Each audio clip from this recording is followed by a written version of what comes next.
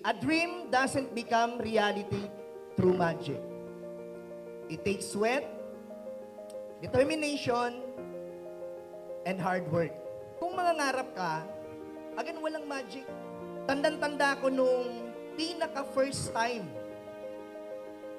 na nakita ko yung ganitong klaseng industry. Matagal na ba yung 2009?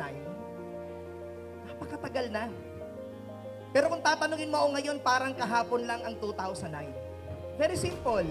Para matuto kami ng mga training, yung dating apply namin, dumadayo ng Metro Manila, uma-attend ng training face-to-face.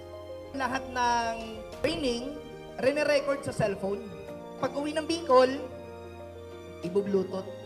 Rene-record, pinapasa sa amin, pinapakinggan araw-araw. So, ibig sabihin, kung merong mga tao na na-inspire, na-motivate, kahit sa ganun klase karo